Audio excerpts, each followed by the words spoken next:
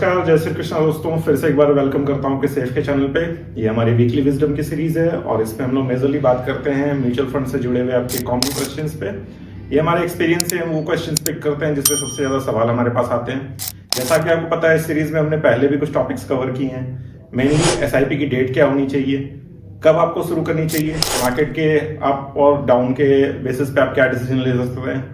Further आज का ऐसा एक सवाल है जो बहुत इंपॉर्टेंट रहता है और कॉमनली पूछा जाता है। इसमें हमसे पूछा जाता है कितने की एसआईपी करनी आपके लिए सही रहेगी। तो इस सवाल का जवाब देने के लिए मैं शुरुआत करूंगा पहले एक डेटा की। अक्टूबर 2024, इसमें आपको इंडिया में पता होगा कि नए नए एसआईपी अकाउंट काफी स्टार्ट हो रहे हैं। अक्टूबर में ये फिर से एक रिकॉर्ड नया बना, 24 लाख से ऊपर नए एसआईपी अकाउंट स्टार्ट हुए और टोटल 25,323 करोड़, जी हाँ 25,323 करोड़ जैसा बड़ा अमाउंट सिर्फ एसआईपी के थ्रू आया है इंडिया में। और इसमें 10.12 करोड़ अकाउंट्स का कंट्रीब्यूशन है।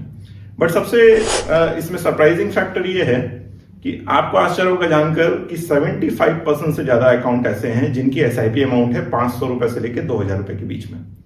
तो आप अगर एसआईपी स्टार्ट करना चाह रहे हैं और ये सोचते हैं कि छोटे से अमाउंट के साथ स्टार्ट करें या फिर हमें कोई कंसिडरेबल अमाउंट लेकर चलना चाहिए, तो आप बिल्कुल हेजिटेट ना करें। एक छोटे से अमाउंट से शुरुआत कर सकते हैं। इंपॉर्टेंट है आपका स्टार्ट करना और एक हैबिट डेवलप करना। अब मैं बात करूं आपके सवाल के जवाब देने के लिए कि कितने की एसआईपी होनी चाहिए, तो एक एप्रोप्रिएट कैलकुलेशन के लिए मैं आपको एक सिंपल मेथड बताऊंगा। इसमें बेसिकली दो तरह हैं जिससे आप कैलकुलेट कर सकते हो। पहला सबसे सिंपल और इजीएस्ट तरीका, 20% of your income straight away 20% के साथ स्टार्ट करें। आप एक हैबिट अपनी डेवलप करें और धीरे धीरे इसे ग्रेजुअली बढ़ा सकते हैं जैसे जैसे आपकी इनकम बढ़ती जाए। और एज पर योर कन्वीनियंस आप इसे जितनी भी ज्यादा बढ़ा सकते हैं। एक एग्जाम्पल के तौर पे मैं बताता हूं। सपोज आप एक यंगस्टर हैं, आपने अभी जॉब स्टार्ट की है। सैलरी की स्टार्टिंग सैलरी किसी फ्रेशर के लिए 20,000 हो सकती है। सो इस 20,000 का 20% यानी कि 4,000 रुपए की एसआईपी आपने स्टार्ट की।